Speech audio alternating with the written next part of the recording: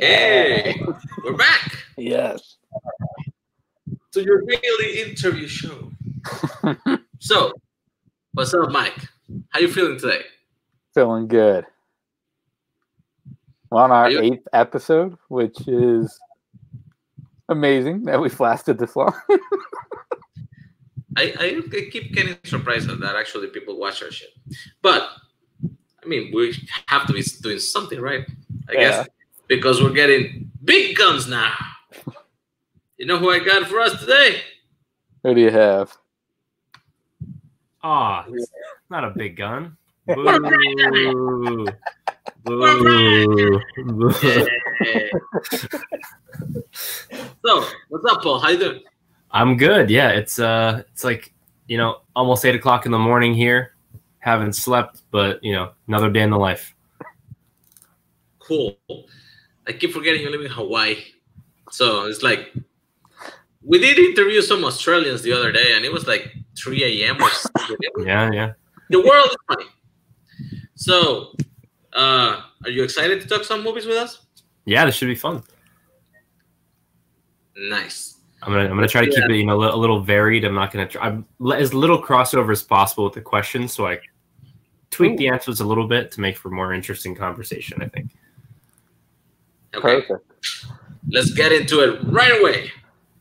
Number one, what's the movie or movie moment that started your love for movies? I think so. Yeah. So for me, I think like in terms of like the initial start of that was something as a child, and it's from a director that we will talk about later.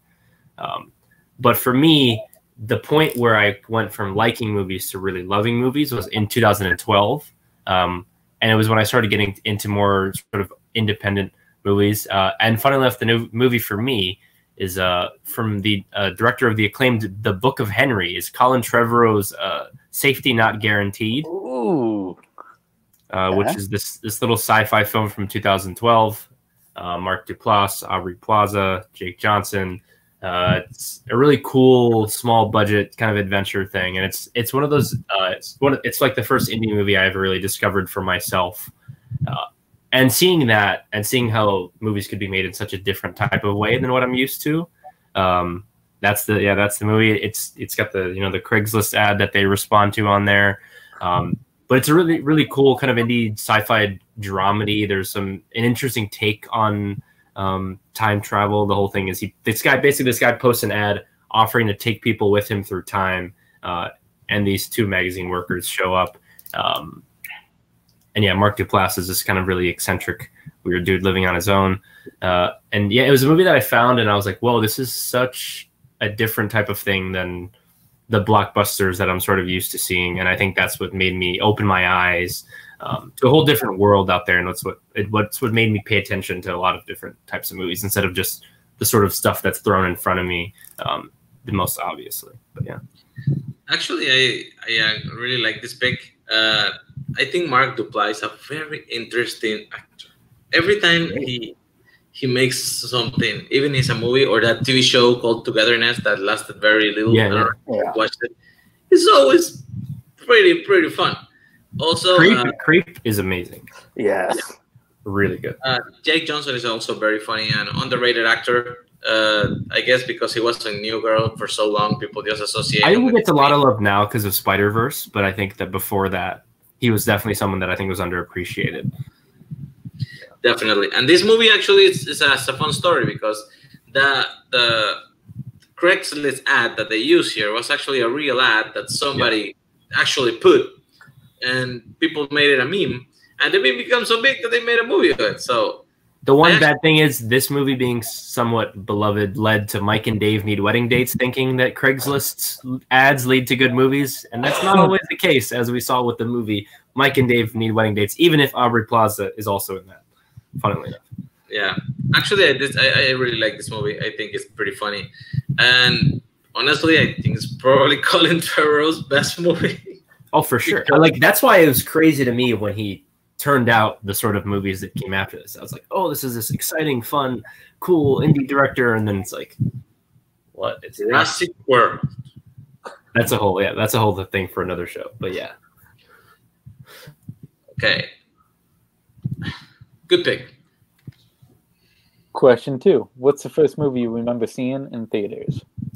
It's funny that it's this movie. It's sort of a bit for me in the community now, but it is probably my favorite Disney animated movie, and that's 2000's The Emperor's New Groove, which is a movie I've now seen dozens and dozens of times. I was 3 years old when this movie came out. There's that age drop, but yeah, it's just. I think it's something that it's the type of comedy that's easily communicable to people from different demographics, and like Kronk is my favorite animated side character ever. I think he's incredibly funny, and everything that he does and everything that Yzma does, especially those two characters, is amazing. Like, you know, the Cusco dressing up as a woman in the cafe is what inspired that iconic Scooby-Doo on the airplane moment. So I will forever be grateful for that. Yeah, I mean, this is one of my favorite animated movies. It's super short. It's paced really well. It gets you in, it gets you out. It's a very simple kind of structure, but I think that what they do with constant bits, with the stuff that Kronk's saying, his like total aloofness is amazing. And like, I went on to watch the sequel and the TV show, which is actually kind of underrated, and has a great theme song. But yeah, this is like one of my favorite animated movies. I wouldn't say it's like the most highbrow, amazing comedy or the most inventive plot. And like, I understand why people don't connect to it, but I've always found it incredibly funny, and it's something I can watch kind of on any given day. Mike, why do you love this movie? I don't love it, but I enjoy the hell out of it. Kronk is really fucking funny in this movie. I enjoy it for what it is. I need to actually rewatch it because the last time I saw it was like 4 years ago, but I enjoy it. People who say this is their favorite Disney animated movie are insane. It's not the best. Like, again, it's not the best, but it's my favorite. I don't know. Maybe it's an age thing because a lot of people love this because they saw it when they're really small. I saw this when I was 20 years old. So, and the other thing is, and I have told this story before, I was lucky enough to see a 15 or 20-minute preview of the movie that was going to be this movie before it became... When it was a musical? Like when it was going to be a musical and everything? With all that Empire of the Sun. Yeah.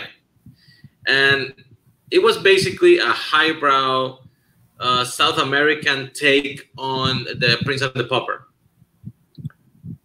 And it had a lot more music from Sting than the one song. Yeah. So I actually was really excited about that. And since that's what Disney was doing in the 90s, that was kind of my expectation, like the big sweeping musical thing. So when that movie just didn't come out, I was like, okay, something happened. They came out with Dinosaur and Fantasia. And I was like, I guess they're not putting out Empire of the Sun. And then it just came out like The Emperor's New Groove. I was like, what? It is funny. It is funny. It is short. It's a mile a minute. I honestly, if I see it with no expectation, I laugh my ass off beginning to end. My kid loves this. He has made me watch it like 5 times. So it's not a bad movie. It's a good movie. But it's a weird favorite movie. Just saying. Also, if we're going to talk underrated TV shows based on Disney movies, Lilo and Stitch TV series. I mean, yes, that's obviously, it's like, you know, the better version of Pokemon, basically. But yeah, I also, Emperor's New School, great. Yeah, again, the theme song is amazing, though. Oh, but the Kronk sequel is actually pretty good. The Kronk, that's Emperor's, no, it's Kronk's New Groove, right? Kronk's New Groove, yeah. Pretty good. If you could pick one movie from any era to be able to see, big screen, theater, which one would you choose? This, yeah. I mean, I think all of these questions are honestly pretty tough, especially when it's like so broad. Yeah. Blame Mike. He wrote this. I think for me, I would love to watch Amadeus on the big screen. Partially because it's just a movie that's hard to find. So I've only really seen it a few times, even though it's like one of my favorite movies of all time. I think that movies of that length too, I think are really benefited from seeing in the theater because you don't get distracted and you don't get this, you know, the urge to pull your phone out or anything like that. But like Amadeus is one of my favorite movies of all time. I can only imagine the great sweeping orchestra music blaring in a theater setting. Yeah, it's such an amazing, incredible movie. I would love to be able to see something like that in a theater and like to see how good it looks, because I'm sure every shot is like just looks so much better when it's, you know, when you're in a theater. I mean, I would love to see any movie in a theater right now. Quite honestly. Yeah. But yeah, this is one of the ones that came to mind for me. It's something I would love to see in a theater. I'll say the same thing. I haven't been in a theater since I went to see Onward. That was like March, and boy, I'm so excited that they're making a drive-in movie theater here. That actually makes me realize how bad I miss theaters. It's like, we're gonna get to watch a drive-in. Sorry, no, great. But still, it's gonna be a fun experience. I watched this movie in the 80s when I was a kid. For some reason, I think my dad didn't really care. He wanted to see movies. He just took me because I was with him. Pretty dark. He didn't really care if they were made for kids or not. So I actually have very weird split memories of this movie. I remember I liked Tom Hulse. So I really like Salieri as the main antagonist. What's his name? F. Murray Abraham.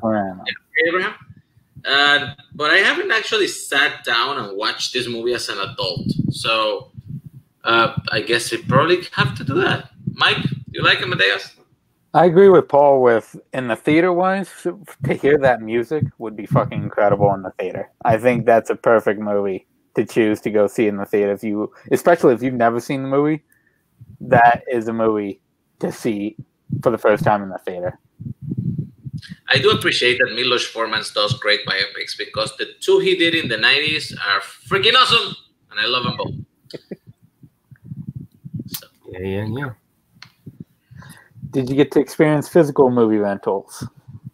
Yes. So there was a Blockbuster in my hometown when I was growing up. I had I don't know if they had this with you guys, the subscription thing where like it was like you could pick out 3 movies a week or something, and you paid like a monthly fee. Yeah. And that was basically like like every Sunday we would go and get lunch at this restaurant, and then while my dad would shop for groceries, I would be in Blockbuster just picking out. I think you could even mix movies with games, so I would get like 2 movies in a game or something like that. So that was like sort of a ritual for me. That's how I got exposed to a lot of kind of random stuff. It's just through that Blockbuster method, and like just browsing the aisles and picking up these crazy looking covers that I had no idea what was going on most of the movies, and a lot of movies that I wasn't even allowed to rent. But yeah, that was the biggest thing for me. I did get also like the physical Netflix mail subscription thing at some point when they were very early on in Netflix. But yeah, mostly like Blockbuster with like VHS for like a very brief amount of time, and then into DVDs not too long after that. But yeah, I did get to you know be at Blockbuster and walk around. That's like one of the places I miss the most, I think. I love how people mention all these incredible offers, like pay something and rent for a month, or like several movies, or you can send them, they can ship them to your house and shit. Our Blockbuster did none of that.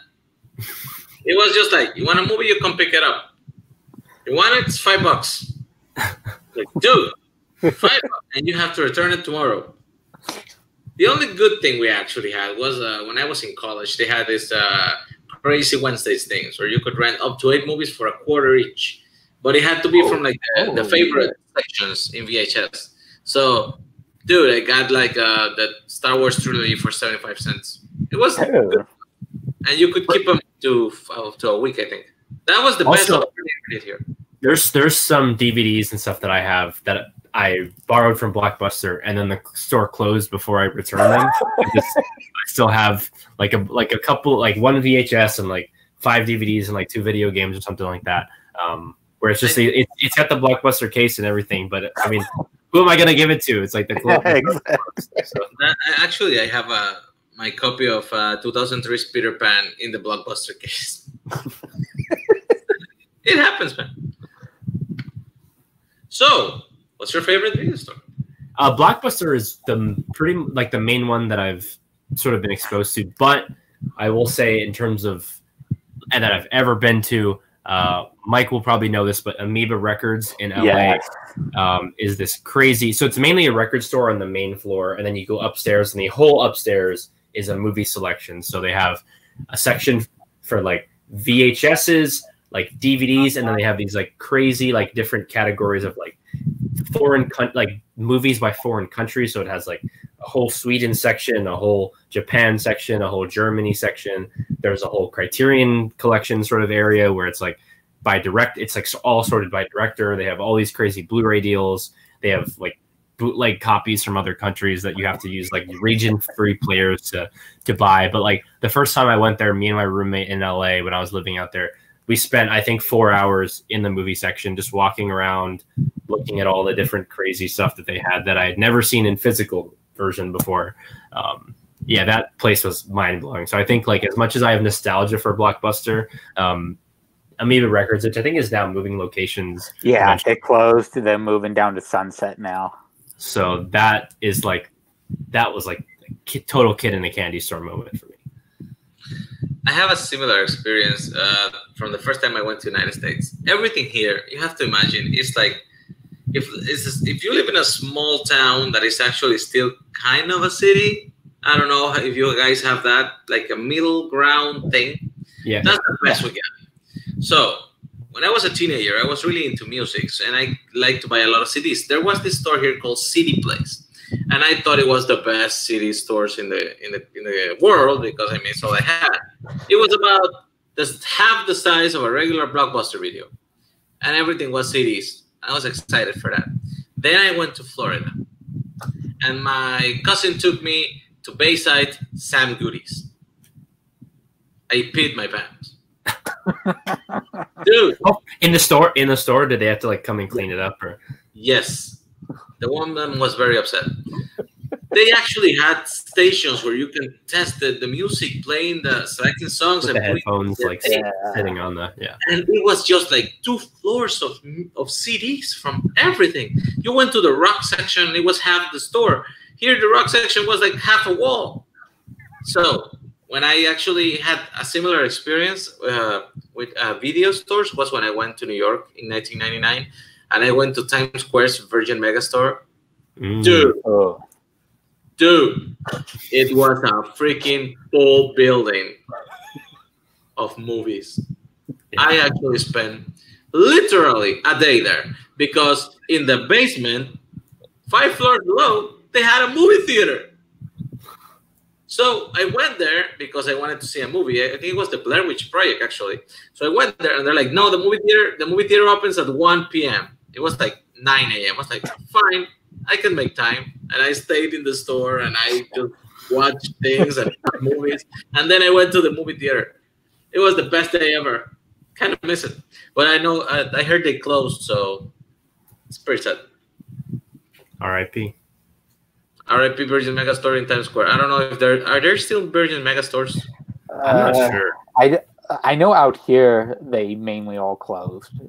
So I don't know if that's everywhere though. I went to 2. One was in Disney Springs. It used to be downtown Disney in Florida. It was also pretty big. Not as big as the one in Times Square, but it was still like 3 floors. Yeah, that one died, and they turned it into the NBA Experience thing that just opened recently.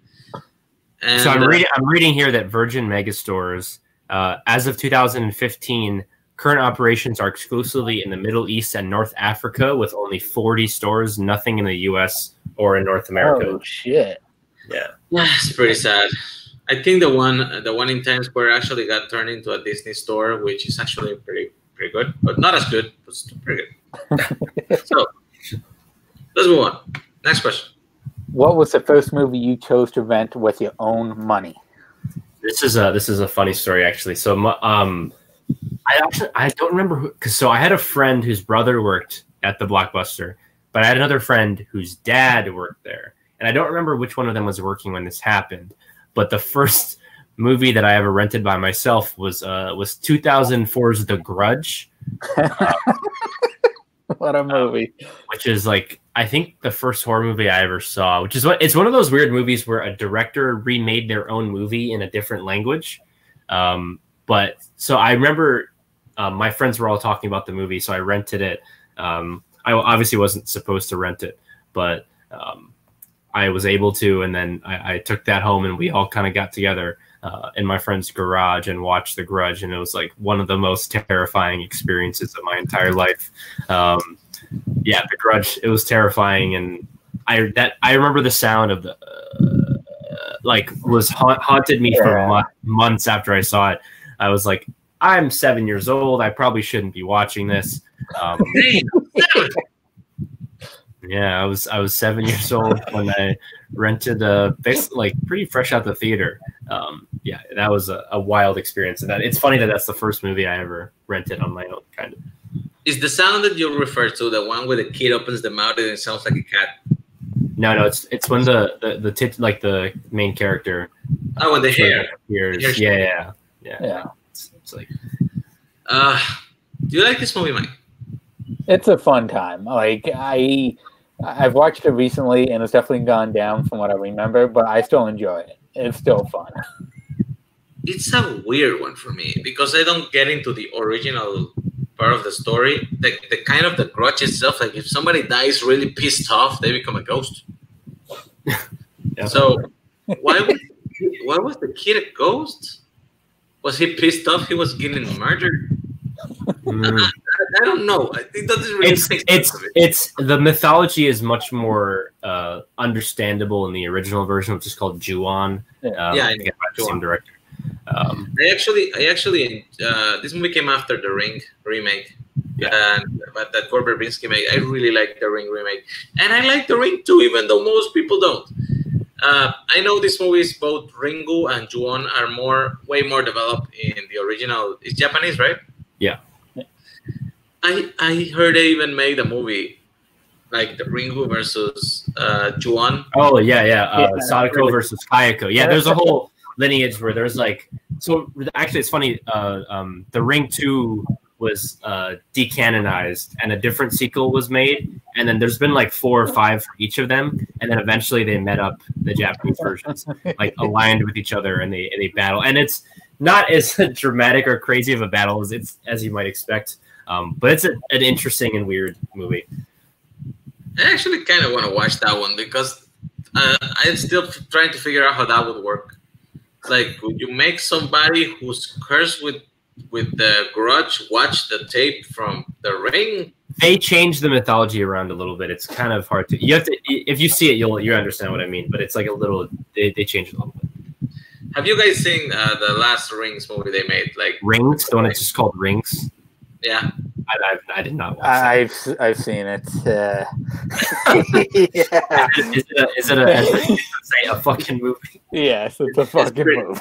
It's a fucking movie. That's what it is. Still, kind of a weird choice for a 7-year-old, but me and my friends wanted to be edgy and cool, and that's what happened. Who's your favorite actor?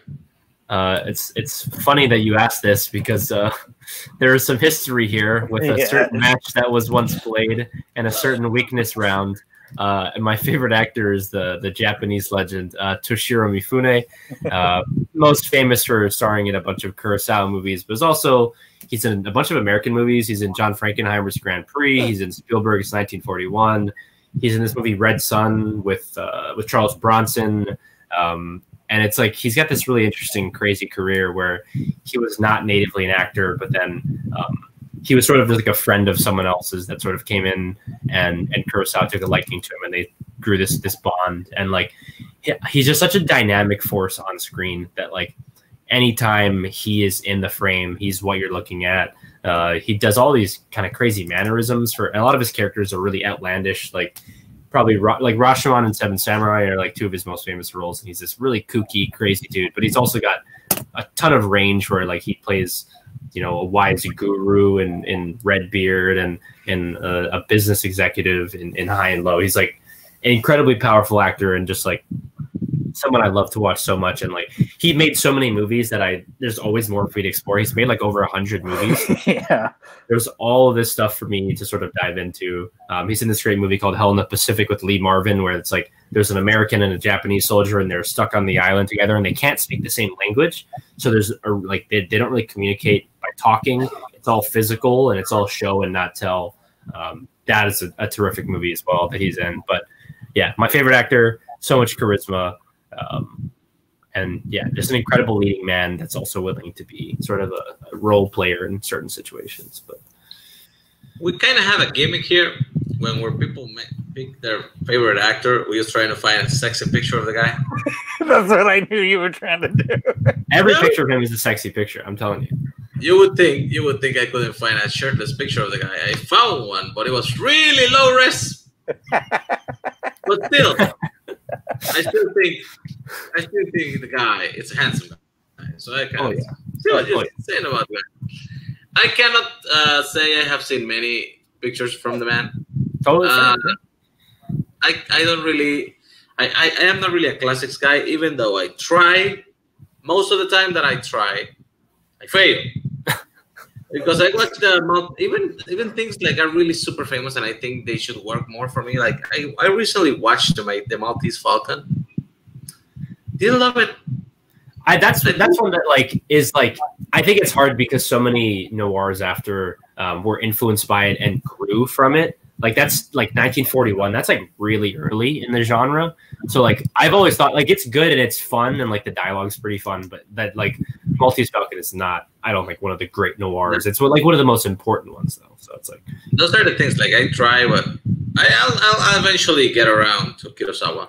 I think High and Low you would really like. That's the one that I kind of think that almost anybody would be into. It's like it's my favorite one, but it's like it's a crime drama. It's pretty straightforward. It's not a lot of crazy cultural stuff that you're not going to get. Like it's pretty simple of a story once it sort of gets going. But, yeah. Fair. Mike, what do you think of this guy? Oh, I mainly know him from Kurosawa and 1941, of course, but I love everything. Everything I've seen him in, I love what he does. He's in 1941. I saw that one. Yeah, man. That movie's so bad, though. Too bad we didn't get a question from that.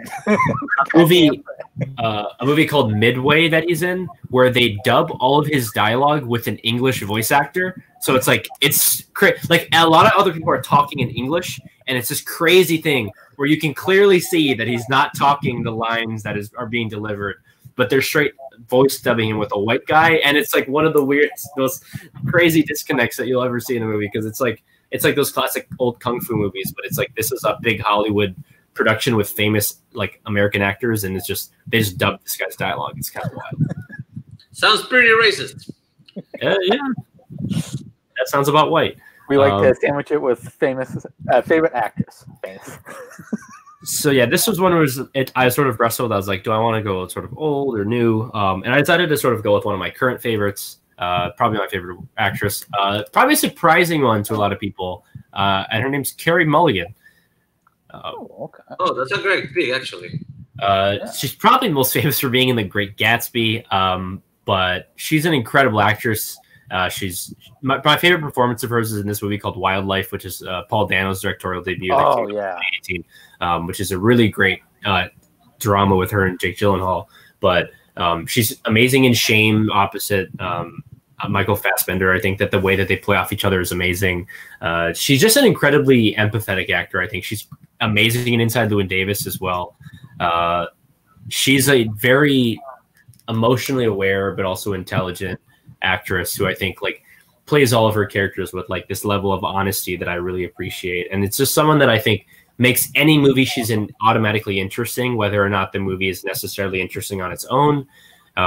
Yeah, she's incredible. I would, again, any movie that she's in, I pretty much watch anything if possible. I think the big one that I still haven't seen is Never Let Me Go, which I've heard is really good. But yeah, she's great. I mean, Pride and Prejudice, she plays a kind of smaller role. That's kind of one of her early career roles, but she's amazing in Education and a bunch of other different movies. But yeah, terrific actress. I was going to mention on Education because that's a big one for me that you didn't mention. Also, I think she is in Brothers, the one with Jake Gyllenhaal and Tom Wire. Jim Sheridan directed. And actually, she's my favorite part of Drive. Yeah. Even though, and she holds her own against Ryan Gosling, which is a great actor too. She, to me, is similar to Michelle Williams. That I don't know why. Yes. They kind of look similar too. They have similar haircuts. Kind of, yeah. but they are both very underrated, and every time they show up on screen, they steal it from everybody else. Mike, why you hate Carey Mulligan? I do not hate Carey Mulligan. I do enjoy everything she does. I think the first thing that I saw her in was Wall Street 2, which is ridiculous. Money Never Sleeps, but I enjoyed her in that. Like, the movie is dog shit, but she was good in that. And then she's in a movie that was supposed to come out this year called Promising Young Woman that I'm super, super excited for. That was like a big Sundance hit, and that will eventually, I think at some point, the poster is really eye-catching. So if you're curious about that one, it's sort of this like really interesting sort of modern feminist take on that kind of story. But yeah, great actress. Agreed. Next question. What's your favorite director? So I mean, there is the obvious choice, but I think part of it, like we've kind of covered those, like a lot of his movies with the actor stuff. So I'm gonna go with another favorite, one that Mike became familiar with for a certain reason. That's Hayao Miyazaki. Is just someone that I think that has been such an important figure to me growing up. Kiki's Delivery Service is like maybe the first movie that I ever loved. And I think just he makes such human and interesting takes on the stories that I think are a little left of center for a lot of people in sort of mainstream animation. But I love the patience that he approaches movies with, how he can make such simple ideas so fascinating and so beautiful. I'm sure it was probably hell working for him, and he's probably, really, really kind of hard on his employees. But as a filmmaker, it's just like there's so much empathy there, and every movie he makes is so gorgeous. And like even the ones that are like the sort of lesser ones, I think are still really terrific, and some of the best movies that came out the years that they did. And yeah, like Mononoke is probably probably one of my favorites from him. I know that Nazario loves that one. Nausicaa is like one of my favorite movies of all time. Wind Rises is incredible. Like kind of all the movies really. But yeah, just an incredible filmmaker. Will this man ever retire for real? He has retired about 4 times since I started watching his movies. I'm mixed because Wind Rises is like the perfect ending of his career. Yeah. But also I will take any movie he puts out very gladly. So it's one of those tough things. I'm actually I remember that the first movie I actually saw from him, like as an adult from beginning to end, was Princess Mononoke. I don't know if that's why I held it so close to my heart. 1997, I think it was. And yeah. Well, 99 in most places, but in Japan it came out in 97. Yeah.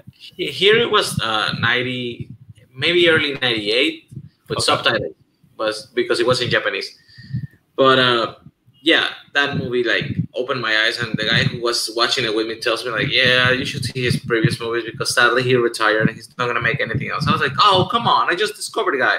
And then he's like, no, he's back, Spirited Away, but he retired again. And now he's back with House Moving Castle, but he retired again. And now he's back with Bonio. I was like, damn, this guy is like a cock tease, but in a good way. The Brett Favre of directors, I guess, in a way. Actually, I think even though Mononoke is my favorite one, the most rewatched movie I have seen from him is My Neighbor Totoro. Oh yeah, there is something about that big furry thing and the cat boss. It's so calming. It's just like total relaxer if you're feeling stressed or anything like that. Yeah. And honestly, there's something so organically beautiful about his animated style that feels at the same time so much detail and work, and yet so simple, that I think it trumps most animated product from United States in the same era. It's amazing. So hell yeah, it's everything on HBO Max. So pay $15 and watch a bunch of fucking movies. Mike, what is your favorite one? Okay, so the joke has been revealed. Nazario's greatest joke ever was convincing everybody in fandom that not only had I seen all these, but I knew them so completely that if you gave it to us, you'd be fucked.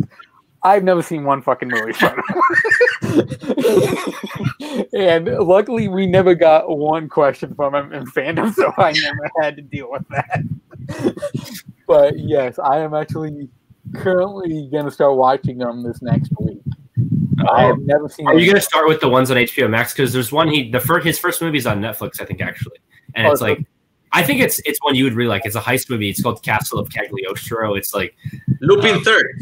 Yeah, it's like this. It's this Japanese comic book character, but it's like, and it sort of takes some existing stuff, but like you can totally watch it on its own. It's like hour 40 minutes. It's get in, get out, quick, simple heist movie, really fun, simple, and easy to watch. I think it's easy to get into, and it's like a good sort of intro into the rest of his movies. I would definitely start with that then. Yep, I just double checked. Lupin Third, Castle of Cagliostro, Netflix. Awesome. Oh yeah. Oh, Nino Kuni too. Good stuff. Next question. What's your favorite movie? Yeah, it's not a very closely kept secret. My favorite movie is 1976's Network. Sidney Lumet's story of a man who has a change in his job and is dissatisfied with that, I guess is the simplest way of putting that. But it's a movie about a crazy TV broadcaster who threatens to kill himself on live television, and it's this really dark satire. And it's crazy because watching it today, it's like it is more relevant today than it was when it came out, and that's one of the crazy things about it. My favorite thing about the movie is actually William Holden's performance, and I think that's something that gets really overlooked. But he brings so much, like you can just see the years weighing on his face, and like the way that his life has changed, and his relationship with Faye Dunaway, and how that is really straining him and making him feel guilty, but also it's making him feel alive at the same time. The performance by him and Dunaway in this movie is amazing. There's the Ned Beatty speech that's just like one of the great movie speeches of all time. It's a funny movie, but it's also really dark and serious, and it's got a lot of different tonalities to it. I think you gain a lot from sort of repeated viewings, and it's just like top to bottom, it's such an incredible movie. And I think it's like a movie that it kind of is very similar to me as a person, which is like a little dark, a little serious, funny at the same time, but very thought provoking. And I think it's got a lot of the different things I'd like about a movie, and it's just it's a perfect movie. What do you think about this, Mike? Oh, it's a great fucking movie. I actually messaged Paul recently when I had rewatched it for the first time in fucking years. I don't think I had seen it since high school, and I gave it another week, and I fucking fell in love with it.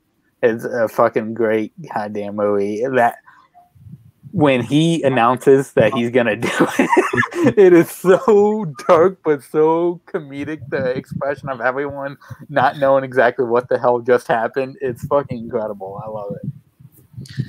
I actually think we are Paul fanboys because I did the same thing this year when I watched it. I also DM him like, look what I'm finally going to watch, because honestly, I haven't seen this before. I saw it last year for the first time. And I was very surprised by both William Holden and Faye Dunaway, which, since I hadn't seen the movie, the only thing I knew from the movie was the guy screaming, I'm mad as hell, I'm not going to take it anymore. So I was... Faye Dunaway is not an actress that I particularly like. The most of the roles I have seen, not the best. But I think this one, and in particular, I thought she was outstanding. She's so good in the 70s. I think like some of the rest of her career is a little inconsistent, but her, especially like in the mid 70s with like Chinatown, 3 Days of the Condor, and this is like amazing. Chinatown, yeah, that's a good one. But the movie had me very, very firmly, and it lost me a bit on the ending. Since I had never seen it, I didn't know where it was going to go. And I know it was supposed to be satire. I know it's the logical exaggeration of the things that they're showing in the movie, and yet everything before it's so grounded that it feels like it could happen.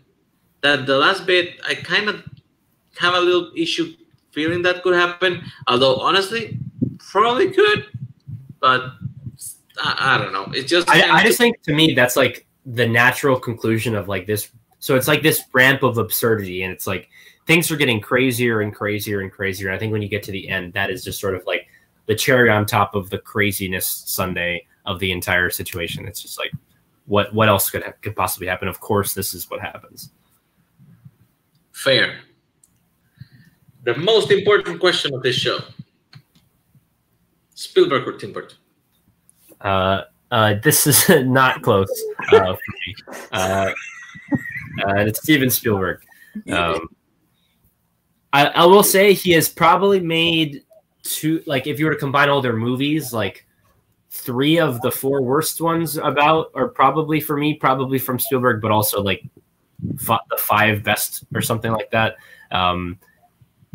Just Burton has never made a movie like Jaws or a movie like Schindler's List. Like, I love Edward Scissorhands and I really love Ed Wood, but like Spielberg just has like 6 or 7 movies that are perfect and they're different. And he makes stuff like Duel just casually. That is like an incredible movie. There's so much stuff from top to bottom. I think, his double whammy in 2002. He's got so much variety as a director, and like, he's not one that I like identify as a favorite just because like he doesn't make stuff that feels as personal for me. So I think it's like easier to identify other directors as like more of a favorite, but like he's got a handful of movies that are at or around my 100 favorite movies of all time. Like and he's an incredible director. And like Burton has made a decent amount of movies that I like. I actually am me and Jake are big defenders of the Charlie and the Chocolate Factory by Tim Burton. I'm just going to say this here. Besides Gene Wilder, I think I like almost everything about the 2005 version better than the one from the 70s. So just, sorry to say it. But yeah, I like brave statement, and I applaud you for it because I also agree with it. But Burton is just a little too hit miss, and especially like post, like from 1999 on, I think like there are just a lot of misses for me. A lot of movies that either I don't really like or I don't care about. I like Big Fish a lot. I like Big Eyes. But like a lot of his late output, I'm just not really very into, especially when you get to like the Planet of the Apes and like the Alice in Wonderlands. It's like, oh, tough beat for Tim. Yeah. I mean, the worst thing he made before 99 was Mars Attacks, and it's still pretty funny. It's okay. Yeah.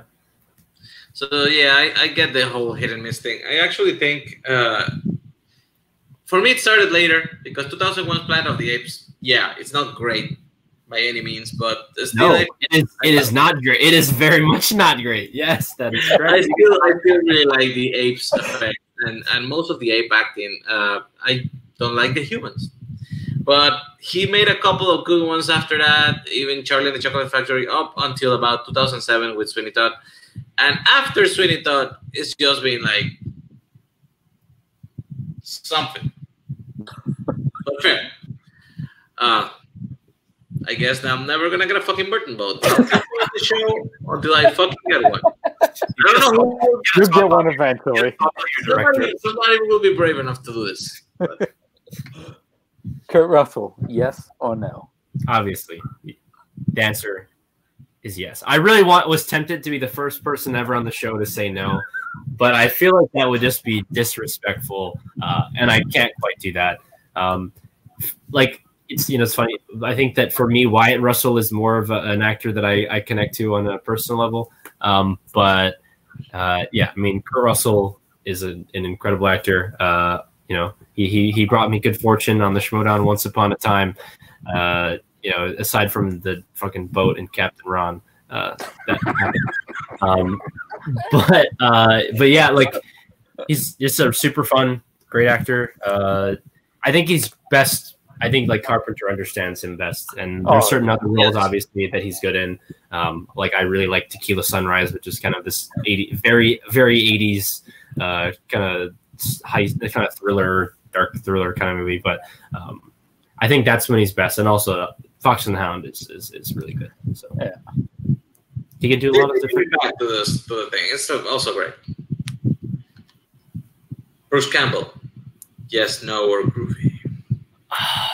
I'm gonna go groovy. I think that is more of a fit for his personality. I don't know if I'm as all in enough to say yes, just yes. So I think I gotta go with groovy. I think that it's when the option for groovy is there, it's hard to go with a very boring yes or no. But there's like very exciting other options. So yeah. And yet we have 2 votes. Although to be fair, one of them was before we had the groovy option, which We should Hey, probably I demand a recount. we should probably call Cody and see if he wants to change that one. Yeah. And we always like to end this on this one. Recommend 2 movies people wouldn't expect from you. Okay, so with No one, more Kurosawa. damn, I was gonna pick one that I hate. Actually, no, but so for one, this isn't a super big shock considering a certain other set of movies that I really love. But I'm gonna say Pitch Perfect 2 is a movie I really like a lot. Pitch Perfect 1 obviously has its fans, but personally, like I am also really entertained by Pitch Perfect 2.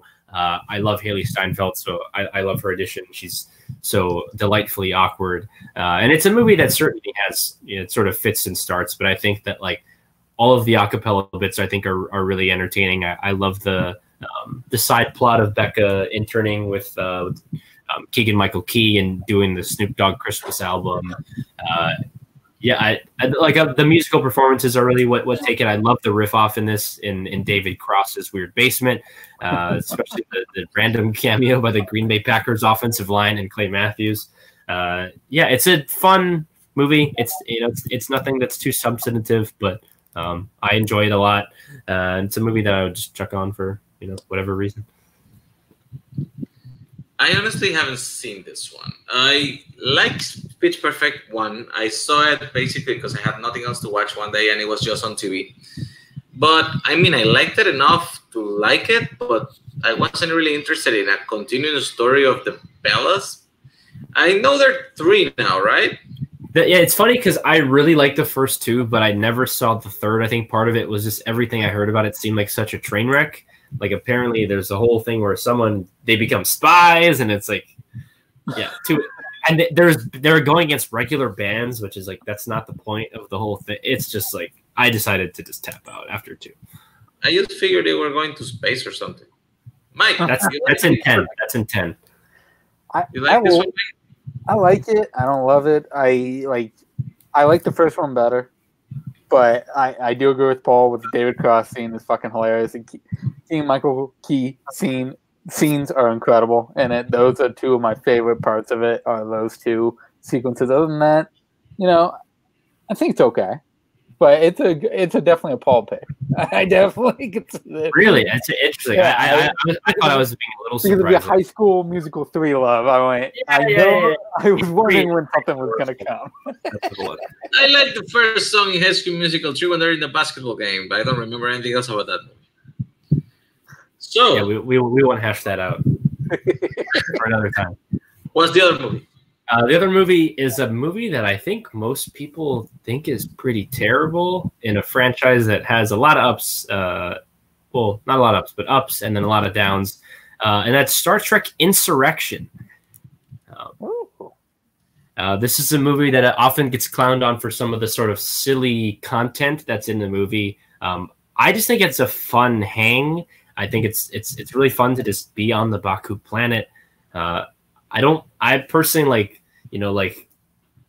Klingon puberty doesn't really bother me that much, and like Data kind of messing around with one of the local kids. I don't think that's that makes it unwatchable. It's just kind of a pleasant viewing experience. It's pretty light. Nothing too crazy happens. It's like one of the sort of more minor conflicts I feel like in any of the Star Trek movies, and it's like this is often cited as one of, if not the worst one. I think that's insane.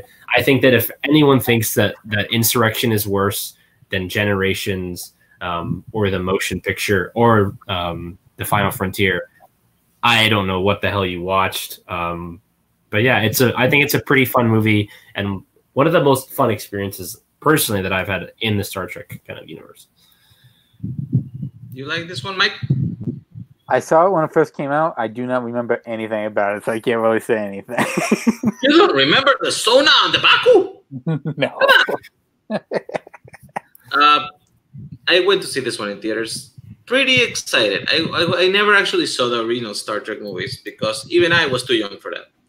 But when I was 13, I went to see Generations, which was the one passing of the torch into the next generation people, the crew, which is the one I actually have seen. And then I went to see First Contact, which is by far my favorite Star Trek film. First Contact is amazing. Have you still not seen any of the originals?